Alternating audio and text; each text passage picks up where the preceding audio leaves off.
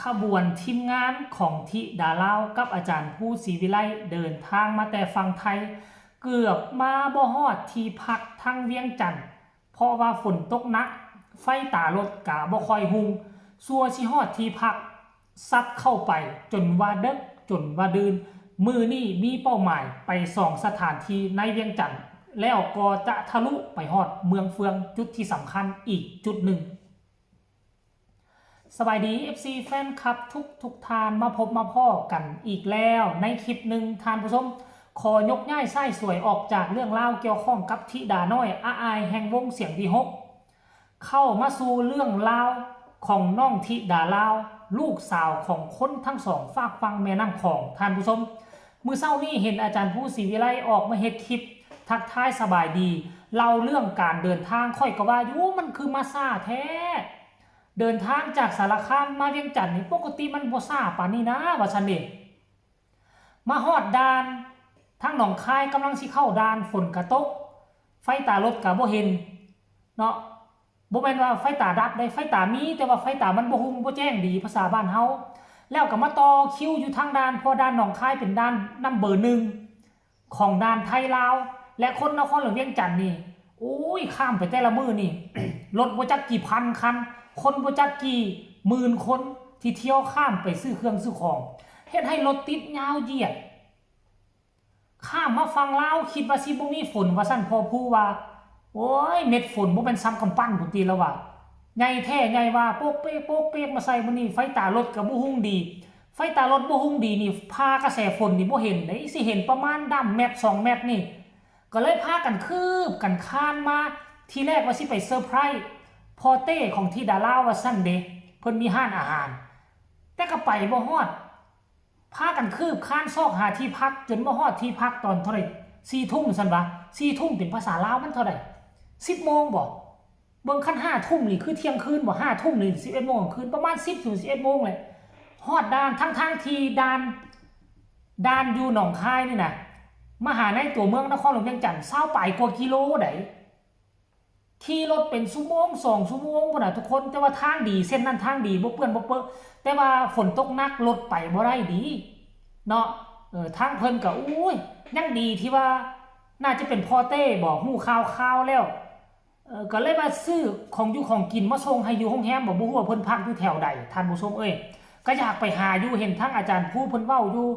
เนาะเพราะว่าเห็นมื้อเช้านี่อาจารย์ผู้เฮ็ดคลิป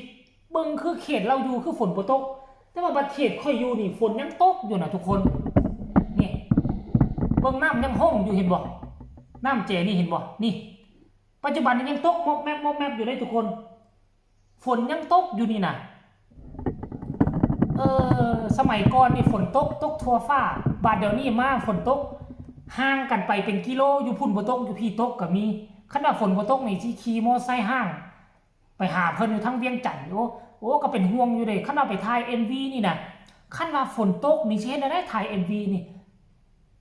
บ่สะดวกในการถ่ายได้เป้าหมายมื้อนี้คืออาจารย์ผู้สิไปใส่สิมาใส่เดี๋ยวให้ทุกคนไปฟังคลิปนี้จากปากอาจารย์ผู้ก็แล้วกันเชิญไปฟังเลยทุกคนผู้กับพอเซียวเตเป็นห่วยเป็นผู้หลักผู้ใหญ่ผู้หนึ่งอยู่ทางเมืองเวียงจันทน์ครับก็เลยมาหอดเงินพักจังค่อยโทรหาเพิ่นโอ้ยมาจังไดคือบ่ข่าวถือจมแล้วผู้บ่าวผู้เกินถือพอเซียวเตจมให้บ่ได้เด้อแม่จอยก็ทักทายหาเพิ่นอยู่แต่ว่าหน้าเพิ่นสิยากเนาะเพิ่นอาจสิยากครับเพราะท่านได้อันคุยกันอยู่กับแม่จอยก็ได้ มาฮอดให้ลูกสาวเพิ่นทักหาอยู่ตัวให้น้องธิดาลาวทักหาเพิ่นว่าแม่จอยยังไม่อ่านเลยบ่ท่านว่าแสดงว่าแม่จอยนี่ต้องยากแน่นอนเจ้าลาวก็อยู่ในเวียงจันทน์นี่ล่ะแต่ว่าบ่ได้ทักทายหาเพิ่นบ่อยากให้หมู่เพิ่นยากนำนะเข้ามาเฮาก็มาเฮ็ดงานของเฮาเนาะมาเฮ็ดงานเจ้าของเสิผู้อื่นยากนำสิมันก็บ่คือครับก็สิเริ่มไล่ครับไล่เก็บบรรยากาศไปตั้งแต่พระธาตุหลวงประตูไส้เลื่อยไปคนละกับพระทอนอค่ำ30,000เมืองเฟื่อง30,000เมืองเฟื่อง30,000ตูบเฟื่องที่ไปในหอดตะเบนเห็นบ่ FC แฟนคลับได้ฟังแล้วบ่ เพิ่นก็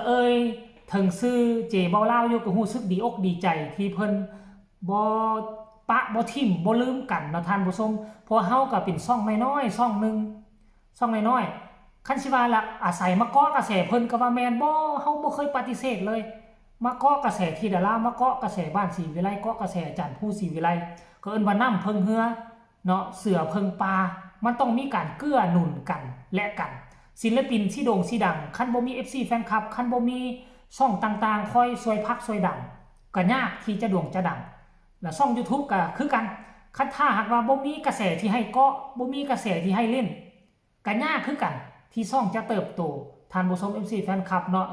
อันนี้คือเรื่องราวมื้อนี้ที่ทีมงานของพ่อผู้ศรีวิไล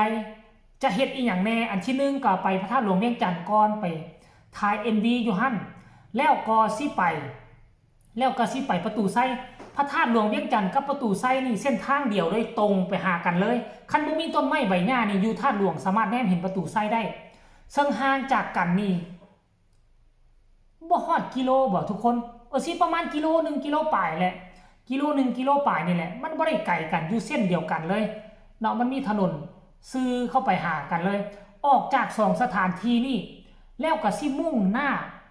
ไปที่30,000เมืองเฟืองสมัยก่อนเขาเอิ้นว่า30,000ตู่เฟืองไปเจอผาทอนอคำซึ่งพอพูดว่าสิไปผาทอนอคำน่าจะไปถ่าย MV อยู่หั่นตืมล่ะอยู่ผาทอนอคำมันน่ะเนาะมันเป็นผาสูงระดับตึกประมาณจักสั้นวะสูงนี่100กว่าน่าจะเกิน100กว่าเมตรน่ะแล้วไปเห็นคือทองคำเหลืองอารามเป็นหินสเก็ตคล้ายๆคือหินอยู่ในถ้ำเขาซองแสงไฟไปมันเลื่อมระยิบระยับคือเพชรนะสมัยก่อนเขาว่ามันมีคำคนนี้ก็มาตั้งตูบอยู่เพื่อสิมาสกัดเอาคำมันน่ะแล้วบัดนี้ตูบแต่ก่อนนี่บ่มีสังกะสีให้มุ้งเด้เอาเฟืองนี่มามุ้งเป็นตูบค่อยก็มาเฮ็ดได้เจ้าก็มาเฮ็ดแล้วได้คำครอบครัวนี่มากับปุกตูบครอบครัวนั่นก็มาปุกตูบจาก 2-3 ครอบครัวมีเป็นร้อยเป็นพันเป็นหมื่นเขาเอิ้นว่า30,000ตูบเฟือง30,000ของตูบเฟืองกระต๊อบเฟืองอ่ะน่ะและต่อมาก็เลยมาเปลี่ยนใส่ว่าจัดตั้งเป็นเมืองก็เลยเอิ้นว่า30,000เมืองเฟืองท่านผู้ชมอันนี้ที่ไปที่มาดิเนาะ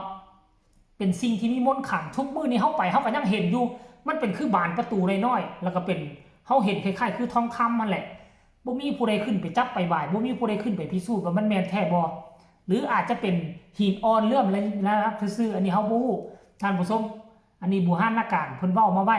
พอพูดว่าคาดหมายว่าสิไปฮอดพุ่นประมาณ 5:00 นก็ขอให้เดินทางปลอดภัยคันฝนบ่ตกนี่คันว่าอยู่มอกันนี่สิไปท่านผู้ชมแต่ว่ามีรถจักรห้าง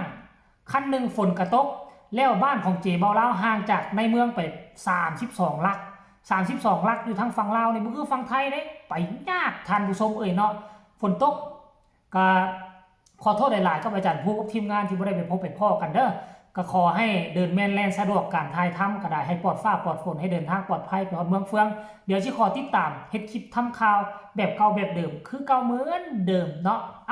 ฝากฟังคลิปนี้ไว้คนละ1 ไลค์ 1 แชร์ FC แฟนคลับบ้านศรีวิไล FC แฟนคลับน้องธิดาลาวพ้อกันใหม่ในคลิปหน้าสบายดี